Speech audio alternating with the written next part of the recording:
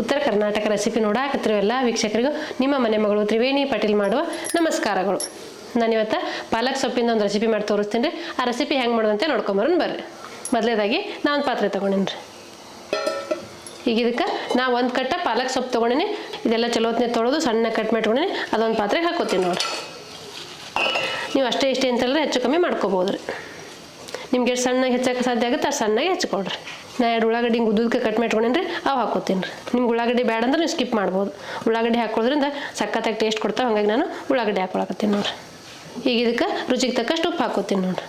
ಉಳ್ಳಾಗಡ್ಡಿ ಪಾಲಕ್ ಸೊಪ್ಪಿನ ಜೊತೆಗೆ ಉಪ್ಪು ಹಾಕಿ ಮಿಕ್ಸ್ ಮಾಡ್ಕೊಳಕತ್ತೀನಿ. ಯಾಕಂದ್ರೆ ನೀರು ಬಿಡ್ತೈತಲ್ಲ, ಈ ರೀತಿ ಮಿಕ್ಸ್ ಮಾಡ್ಕೋಬೇಕು ರೀ.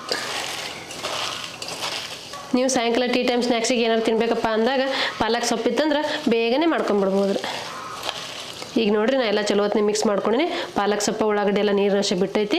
ಈಗ ಇದಕ್ಕೆ ನಾನು ಅಚ್ಚ ಖಾರದ ಪುಡಿ ಹಾಕೋತೀನಿ ನೋಡಿರಿ. ನೀವು ಹಸಿಮೆಣಸಿಗೆ ಪೇಸ್ಟ್ ಆದರೂ ಹಾಕೋಬೋದು, ಇಲ್ಲ ಅಚ್ಚ ಖಾರದ ಪುಡಿ ಆದರೂ ಹಾಕೋಬೋದು. ನನಗೆ ಅಚ್ಚ ಖಾರದ ಪುಡಿ ಹಾಕೋತೀನಿ ನೋಡಿರಿ. ನಿಮ್ಮ ಖಾರಕ್ಕೆ ಎಷ್ಟು ಬೇಕು ನೋಡ್ಕೊಂಡು ನೀವು ಹಾಕೋಬೋದು ರೀ. ಸ್ವಲ್ಪ ಶುಂಠಿ ಬೆಳ್ಳುಳ್ಳಿ ಪೇಸ್ಟ್ ಹಾಕೋತೀನಿ ರೀ. ನೀವು ಶುಂಠಿ ಬೆಳ್ಳುಳ್ಳಿ ಪೇಸ್ಟ್ ಬೇಡಪ್ಪ ಅಂದ್ರೆ ಸ್ಕಿಪ್ ಮಾಡ್ಬೋದು ರೀ. ನಾನು ಕರಿಬೇವು ಹಾಕೊಳಕತ್ತೀನಿ ರೀ. ನೀವು ಕರಿಬೇವು ಕೊತ್ತಂಬರಿ ಎರಡೂ ಹಾಕೋಬೋದು ರೀ. ಸ್ವಲ್ಪ ಅರಿಶಿನ ಪುಡಿ ಹಾಕೋತೀನಿ ನೋಡಿರಿ. ಸ್ವಲ್ಪ ಅಜ್ವೇನ ಹಾಕೋತೀನಿ ರೀ. ಸ್ವಲ್ಪ ಜೀರಿಗೆ ಹಾಕೋತೀನಿ ರೀ. ಈಗ ಇದನ್ನು ಎಲ್ಲ ಚಲೋ ಹೊತ್ತಿನಾಗೆ ಮಿಕ್ಸ್ ಮಾಡ್ಕೋತೀನಿ ರೀ. ನಾನು ಪಾಲಕ್ ಸೊಪ್ಪಿನ ರೆಸಿಪಿಗಳು ಸುಮಾರು ನಮ್ಗೆ ಮಾಡಿ ತೋರಿಸೀನಿ ರೀ. ಇವತ್ತು ಪಾಲಕ್ ಸೊಪ್ಪಿಂದ ಟೀ ಟೈಮ್ ಸ್ನ್ಯಾಕ್ಸಿಗೆ ಮಾಡಿದ್ರೆ ಆಯ್ತತ್ ಮಾಡಾಕತ್ತೀನಿ. ನೀವು ನಿಮ್ಮ ಮನ್ಯಾಗ ಮಾಡ್ಕೊಂಡು ನೋಡ್ರಿ, ನಿಮಗೂ ಗೊತ್ತಾಗ್ತದೆ ರೀ. ನೀವು ಸುಮಾರು ನಮ್ಗೆ ಮಾಡ್ತಿರ್ತೀರಿ. ನೀವು ಪಕೋಡ ಅಂದ ತಕ್ಷಣ ಬೇರೆ ಬೇರೆ ಥರ ವೆರೈಟಿ ಎಲ್ಲ ಮಾಡಿರ್ತೀರಿ. ನೀವು ಸೊಪ್ಪು ಹಾಕಿ ಮಾಡಿ ನೋಡ್ರಿ, ಮಸ್ತಾಗಿರ್ತಾವೆ. ನಾನು ಇವತ್ತು ಪಾಲಕ್ ಸೊಪ್ಪಿನ ಪಕೋಡ ಮಾಡಾಕತ್ತೀನಿ. ಈಗ ಇದಕ್ಕೆ ಒಂದು ಅರ್ಧ ಕಪ್ನಷ್ಟು ಅಕ್ಕಿ ಹಿಟ್ಟು ಹಾಕೋತೀನಿ ರೀ. ಇದು ಆಪ್ಷನಲ್ ರೀ. ಬೇಕಂದ್ರೆ ಹಾಕೋಬೋದು, ಬೇಡ ಅಂದ್ರೆ ಸ್ಕಿಪ್ ಮಾಡ್ಬೋದು. ಅಕ್ಕಿ ಹಿಟ್ಟು ಹಾಕೋದ್ರಿಂದ ಕ್ರಿಸ್ಪಿಯಾಗಿ ಬರ್ತಾವೆ. ಅಕ್ಕಿ ಹಿಟ್ಟು ಹಾಕೊಳಕತ್ತೀನಿ. ನಾವು 1 ಕಪ್ನಷ್ಟು ಕಡ್ಲಿ ಹಿಟ್ಟು ತೊಗೊಂಡಿದ್ದು. ಇದು ಹಸಿ ಕಡಲೆಬೇಳೆ ಹಿಟ್ಟು ರೀ. ಬಜ್ಜಿ ಬೋಂಡ ಮಾಡ್ತೀವಲ್ಲ ರೀ, ಆ ಹಿಟ್ಟು ರೀ. ಅದು ಹಾಕೋತೀನಿ ನೋಡಿರಿ. ನೀವು ಅಷ್ಟೇ ಇಷ್ಟೇ ಅಂತಂದ್ರೆ ಹೆಚ್ಚು ಕಮ್ಮಿ ಮಾಡ್ಕೋಬೋದು ರೀ. ಇದನ್ನೆಲ್ಲ ಚಲೋ ಹೊತ್ತಿಗೆ ಮಿಕ್ಸ್ ಮಾಡ್ಕೋತೀನಿ ರೀ.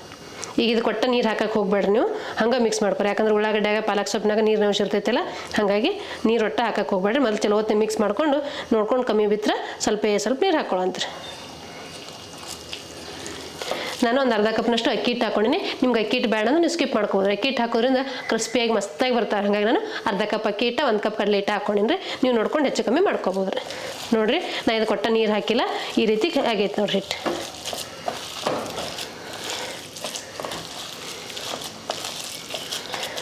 ನೀವು ಇದು ಹಿಂಗೆ ಬಿಡ್ಬೋದು ರೀ ಎಣ್ಣೆಯಾಗ. ಇಲ್ಲ ಇದಕ್ಕೊಂದು ಚಿಟಿಕೆ ಸೋಡಾ ಹಾಕೋತೀನಿ ಅನ್ನೋದಾದ್ರೆ ಸೋಡಾ ಹಾಕೋಬೋದು ರೀ. ನೀವು ಈ ಪಕೋಡ ಬಿಡು ಹದ ಬಂದೈತೆ ನೋಡಿರಿ. ಈ ಹದ ಇದ್ರೆ ಸಾಕ್ರಿ.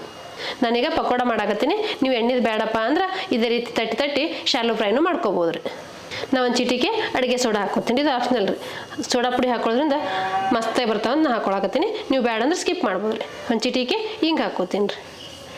ಇದು ಆಪ್ಷನಲ್ ರೀ. ಬೇಕಂದ್ರೆ ಹಾಕೋಬೋದು, ಬೇಡ ಅಂದ್ರೆ ಸ್ಕಿಪ್ ಮಾಡ್ಬೋದು. ಈಗೆಲ್ಲ ಚಲೋ ಹೊತ್ತಿಗೆ ಮಿಕ್ಸ್ ಮಾಡ್ಕೋತೀನಿ ನೋಡಿರಿ. ನೋಡಿರಿ, ನಾ ಕಲ್ಸೋದು ನೋಡಿದ್ರೆ ನಿಮ್ಗೆ ಗೊತ್ತಾಗ್ತಿರ್ಬೇಕು ಎಷ್ಟು ಮಸ್ತಾಗಿದೆ ಅಂಥೇಳಿ. ಪಕೋಡ ಎಣ್ಣೆಗೆ ಬಿಡಾಕ ಹಿಟ್ಟಿನ ಹದ ಈ ರೀತಿ ಇದ್ರೆ ಸಾಕ್ರಿ. ನೋಡ್ರಿ, ಹಿಂಗೆ ಬಿಟ್ರೆ ಒಂದೊಂದಾಗಿ ಬಿಡ್ಬೋದು ರೀ.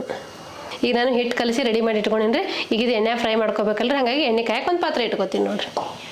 ಈಗ ಇದು ಎಣ್ಣೆ ಕಾಯಕ್ಕೆ ಪಾತ್ರೆ ಇಟ್ಕೊಂಡಿನಿ ರೀ. ಈಗ ಇದಕ್ಕೆ ಕರಿಯಕ್ಕೆ ಬೇಕಾಗಷ್ಟು ಎಣ್ಣೆ ಹಾಕೋತೀನಿ ರೀ. ಪಕೋಡ ಮುಳುಗೋಷ್ಟು ಹಾಕೊಂಡ್ರೆ ಸಾಕ್ರಿ. ಇದು ಎಣ್ಣೆ ಬಿಸಿ ಆಗಲಿ. ಈಗ ಎಣ್ಣೆ ಕಾಯ್ದೈತೆ ರೀ. ನಾ ಕಲಿಸ್ಕೊಂಡ್ರೆ ಹಿಟ್ಟಿಲ್ಲ ಪಕೋಡ ಬಿಡ್ತೀನಿ ನೋಡಿರಿ. ನಿಮ್ಗೆ ಯಾವ ಸೈಜಲ್ಲಿ ಬೇಕು ನೋಡ್ಕೊಂಡು ನೀವು ಬಿಡ್ರಿ. ನಾನೀಗ ಈ ಸೈಜಲ್ಲಿ ಬಿಡ್ತೀನಿ ನೋಡಿರಿ. ತೀರಷ್ಟು ದೊಡ್ಡದು ಅಲ್ಲ, ತೀರಷ್ಟು ಚಿಕ್ಕದು ಅಲ್ಲ, ಮೀಡಿಯಮ್ ಸೈಜಲ್ಲಿ ಬಿಡ್ತೀನಿ ರೀ. ನೀವು ಬಿಟ್ಟಿದ ತಕ್ಷಣ ತಿರುಗಿಸಿ ಹಾಕ್ಬೇಡ್ರಿ. ಎಣ್ಣೆ ಚಲೋ ಹೊತ್ತಿಗೆ ಕಾಯಿಸ್ಕೊಂಡು ಮೀಡಿಯಮ್ ಫ್ಲೇಮ್ನ ಇಟ್ಕೊಂಡು ಫ್ರೈ ಮಾಡ್ಕೊಳ್ರಿ. ಈ ಪಕೋಡ ನೀವು ಸಾಯಂಕಾಲ ಟೀ ಟೈಮ್ ಸ್ನ್ಯಾಕ್ಸಿಗೂ ಮಾಡ್ಕೋಬೋದು, ಇಲ್ಲ ಮಕ್ಕಳು ಲಂಚ್ ಬಾಕ್ಸಿಗೆ ಸ್ನ್ಯಾಕ್ಸಿಗೂ ಕಟ್ಬೋದು ರೀ. ಮಕ್ಕಳು ಸೊಪ್ಪು ತಿನ್ನಕ್ಕೆ ಹಠ ಮಾಡಿದಾಗ ಈ ರೀತಿ ಮಾಡಿಕೊಡ್ರಿ, ಮಸ್ತಾಗಿರ್ತೈತೆ ರೀ.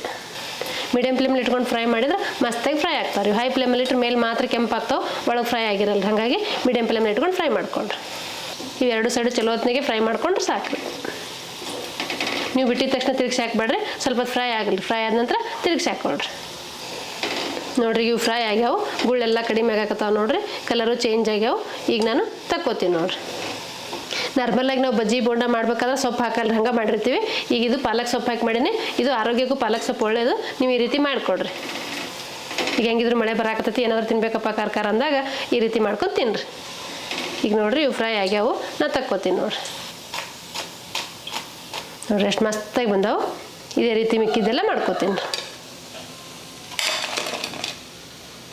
ನೋಡಿದ್ರಲ್ರಿ ವೀಕ್ಷಕರೇ, ಪಾಲಕ್ ಸೊಪ್ಪಿಂದ ಪಕೋಡ ಮಾಡೋದನ್ನು. ಈ ಪಾಲಕ್ ಸೊಪ್ಪಿನ ಪಕೋಡ ಮಾಡೋ ಪದ್ಧತಿ ನಿಮ್ಗೆ ಇಷ್ಟ ಆಗಿತ್ತಂದ್ರೆ ಒಂದು ಲೈಕ್ ಮಾಡಿರಿ, ಶೇರ್ ಮಾಡಿರಿ, ಕಮೆಂಟ್ ಮಾಡಿರಿ, ಸಬ್ಸ್ಕ್ರೈಬ್ ಆಗಿರಿ. ಧನ್ಯವಾದಗಳು.